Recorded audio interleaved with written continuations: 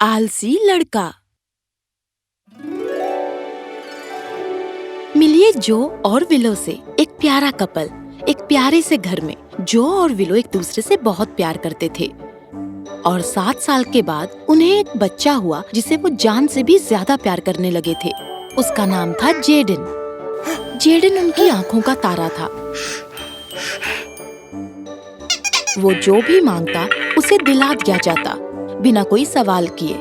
जब वो बड़ा हुआ वो पूरे दिन बस टीवी देखता और वीडियो गेम्स खेलता। पर उसके माता पिता उससे इतना प्यार करते थे कि हालांकि वो चाहते थे वो बाहर जाकर खेले और बाकी बच्चों की तरह घर के काम में हाथ बटाए, पर वो उसे फिर भी कुछ नहीं बोलते थे। वो उसे दुनिया भर का ऐशो आराम देना चाहते थे। जेडन और उसके माता पिता एक सुखी परिवार था। सालों बाद बादलों के ऊपर उन लोगों की एक मीटिंग हो रही थी जो ज्यादातर इस दुनिया को चलाते हैं, आदतों की। बेईमानी और लेट लतीफ कहाँ है? लेट लतीफ हमेशा देर से आती है, ये गलत है। ऐसा क्या? उसके नाम का मतलब ही देर से आना है ना। मुझे पता है तुम गुस्सा हो और समझदारी नहीं, पर ये तो सब जानते हैं। मुझे गुस्सा मत दिलाओ आलस। तुम्हारा काम है सुस्त और बेकार रहना। घमंडी होना तुम्हारा काम नहीं है, इसीलिए तो घमंड यहाँ पर है। जैसा कि मेरे जैसा होना इतना आसान है। हाँ? माफ करना। मैं समय पर आने वाली थी, पर मुझे नीचे एक लड़की मिल गई और किसी तरह मुझे उसे इंटरव्यू के लिए लेट करना था। तुम्हें तो पता ही है, उसे अपने पहले इंटरव्यू पर लेट तो होना ही था। इसी तरह तो उसके दोस्तों को लगेगा कि वो हमेशा लेट होती है और इस तरह मेरा काम आसान हो जाएगा, क्योंकि कोई भी उससे समय पर आने की उम्मीद ही नहीं रखेगा। ये सही कह रही है, हम उसी की वजह से लेट हुए हैं। मैं तो समय पर था। ये सच नहीं। बस करो, भूल गए इसका नाम बेईमान है। ये कभी भी सच नहीं बोलेगा। मैंने ये मीटिंग रखी है इस लड़के जेडन की वजह से। हाँ। जेडन कुदरत का करिश्मा। हाँ, कुदरत का करिश्मा। 7 साल के बाद पैदा हुआ, प्राइम सिटी में रहने वाले जो और विलो का इकलौता लड़का। चलो देखते हैं। अब ये 14 साल का हो चुका है और 3 महीनों तक रात भर जागता है, फिर दोपहर तक सोता रहता है। इसने अपना नाश्ता नहीं किया, घर का काम भी नहीं करता, अपना होमवर्क भी पूरा नहीं करता। ये देखो कल की हरकत। इसने अपने दोस्त का खाना चुराया क्योंकि इसे खुद का खाना पसंद नहीं था। ये तो मेरा ही भाई है। हाँ, पर और भी बहुत है। बाद में इसने झूठ बोला और इसे अपने किए पर अफसोस भी नहीं है। अब आई मेरी बारी। हाँ, फिलहाल तो इसे किसी भी बात पर गुस्सा नहीं आता, पर थोड़ी उम्मीद है। अब के लिए आलस, घमंड और बेईमानी, काम पर लग जाओ। तुम तीनों प्राइम सिटी में जेडन को संभाल लो। तुम कमांड करो। चलो जल्दी से काम पर लग जाओ। नीचे जेडन बड़ा होकर एक अकेला और आलसी लड़का बन गया। जो भी उसे सलाह देने आता था वो उसकी बात नहीं सुनता था। वो सुस्त पड़ा रहता और जब भी कोई उससे कुछ पूछता तो वो झूठ ही बोलता। वैसे मैं बिल भरने गया था, पर ऑफिस बंद था। जेडन, हमने देखा कि सुबह से तुम बस घर पर ही पड़े हो। मैंने कहा ना मैं गया था। अगर आपको यकीन नहीं तो इसमें मेरी कोई गलती नहीं। जो और विलो जेडन के बर्ताव से बहुत परेशान हो गए थे। जेडन बेटा, इस तरह बात नहीं करते। तुम हमेशा गेम्स खेलते रहते हो। तुम्हें एक नौकरी ढूंढनी होगी और अपने पैरों पर खड़ा होना होगा। वैसे पापा, जब मैं छोटा था तब तो आपने ऐसा कुछ भी नहीं कहा। आप मुझे सब कुछ ला कर देते थे और अब एकदम से आप चाहते हैं कि मैं काम पे लगूं। अगर मैं बिगड़ा हुआ हूँ तो ये आपकी गलती है। जेडन, तुम इस तरह अपने पापा से बात नहीं कर सकते और तुम्हारी देखभाल करने के लिए तुम हमें ही दोष नहीं दे सकते। हम तुम्हारे माता पिता हैं और हमने जो भी किया सब तुम्हारे ही लिए किया। तब तुम छोटे थे और अब तुम बड़े हो चुके हो। तुम अपने फैसले खुद ले सकते हो और आलसी मत बनो। तुम अपनी बुरी आदतों की वजह से अपनी जिंदगी खराब कर रहे हो बेटा। नहीं, मैं दोस्त बना सकता हूँ, अच्छी जिंदगी जी सकता हूँ, नौकरी ढूंढ सकता हूँ, जब चाहूँ अपने कर्जे चुका सकता हूँ। मुझ पर कोई भी हावी नहीं हो सकता। ये थी घमंड। जेडन अच्छी तरह जानता था कि उसे मदद की जरूरत है, पर घमंड हमेशा उसे अपने माता पिता से बात करने से रोकती थी। हालांकि घमंड तो बस एक समस्या थी। हर बार जेडन कुछ करने की सोचता तो आलस उसे करने से रोकता। और इतना काफी नहीं था कि बेईमानी हमेशा उसे अपने दोस्तों से दूर करता था। जेडन हर पल अकेला और थका हुआ रहता था। एक सुबह सूर्योदय से पहले जेडन उठ गया। हालांकि वो भी चौंक गया था। उसने कपड़े बदले और ताजी हवा खाने के लिए गार्डन में गया। वो पार्क में गया, बेंच पर बैठा और सूरज की तरफ देखने लगा। काफी समय के बाद जेडन अच्छा महसूस कर रहा था। काफी सुंदर गार्डन है ना? तुम कहाँ से आ गए? वैसे मैं इस गार्डन का माली हूँ, हमेशा आसपास ही रहता हूँ।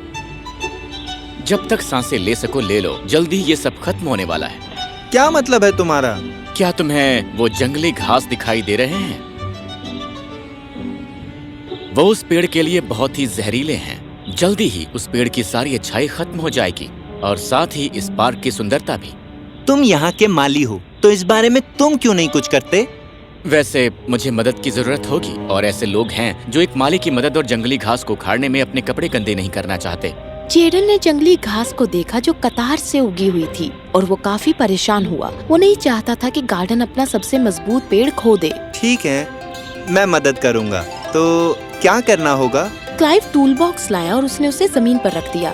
उसने कहा कि पेड़ के आसपास की जंगली घास को उखाड़ो। हो गया। वैसे इतनी जल्दी खुश मत हो।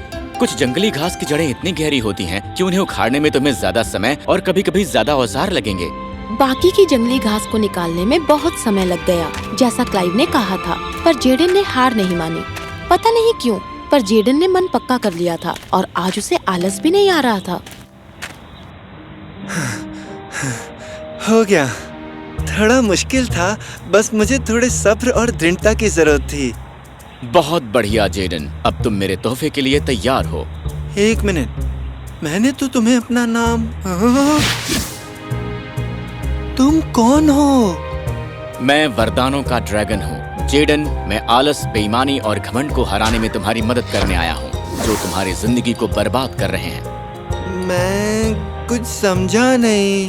तुम्हारे अंदर कुछ गंदी आदतें आ गई थी जेडन, और जैसे जैसे तुम बड़े हो रहे थे वो आदतें बढ़ने लगी और तुम पर हावी हो गईं। आलस, बेईमानी और घमंड की वजह से तुम हमेशा थके हुए और बेपरवाह रहते थे। वाह, तो इस बारे में मैं क्या करूं? मैं तुम्हारी मदद के लिए आया हूँ बेटा। इन 3 जादुई जंगली घास को तुमने दृढ़ता और सब्र के साथ उखाड़ा है। तुम्हें एक वरदान मिला है।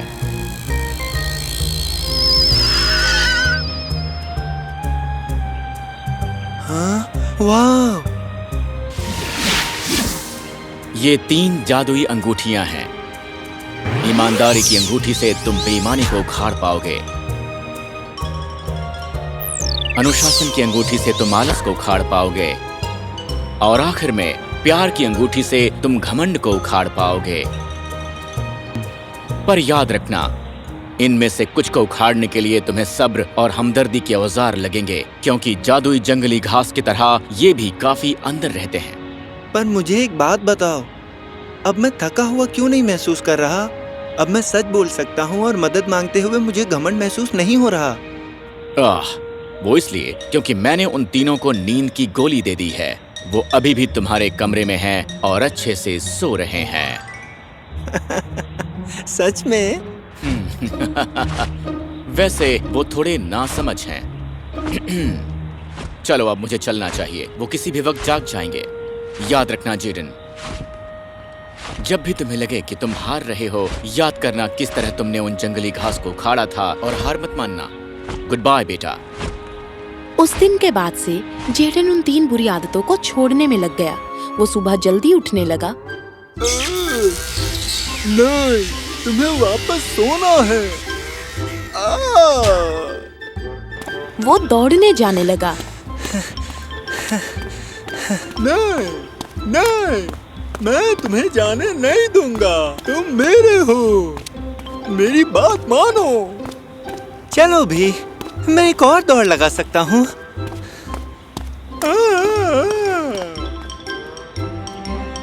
उसने दिन में एक बार सच बोलने की कसम भी खाई, जो इतना आसान नहीं था। बोलो तुम्हें नहीं पता है, बोलो नहीं पता है, बोल दो। जेडन, तुम्हें इनकी जरूरत नहीं है। मैं हूँ ना, मैं घमंड हूँ, तुम्हारी सच्ची दोस्त। याद रखना जेडन, जब भी तुम्हें लगे कि तुम हार रहे हो, याद करना किस तरह तुमने उन जंगली घास को उखाड़ा था और हार मत मानना। तुम सही हो। मैंने ही तुम्हारे घर के बाहर से मफिन्स का बास्केट चुराया था। मुझे बहुत भूख लगी थी। मुझे माफ करो। क्यों ना मैं तुम लोगों को मफिन्स खरीद कर दूं? मेरी ट्रीट। चलो चलकर खाते हैं। हाँ? क्या? जेडन ने प्यार, हमदर्दी और दृढ़ता के महत्व को समझ लिया था। मम्मी, पापा, मैं आप दोनों से बहुत बुरा पेश आया। उम्मीद करता हूँ आप मुझे माफ करोगे और मैं वादा करता हूँ कि मैं एक बेहतर इंसान बनने की कोशिश करूँगा। नहीं, तुम ये सब नहीं कह सकते। हाँ? समय के साथ जेडन ने अंगूठियां उतार दी। उसे अब उनकी जरूरत नहीं थी, क्योंकि अब वो खुद ईमानदार, अनुशासित और नर्म इंसान था। जल्दी ही उसे एक नौकरी मिल गई और उसके दोस्त उसकी इज्जत करने लगे। जेडन कामयाब और अमीर हो गया, पर वो अपने दोस्त क्लाइव को नहीं भूला और ना ही उस जंगली घास को।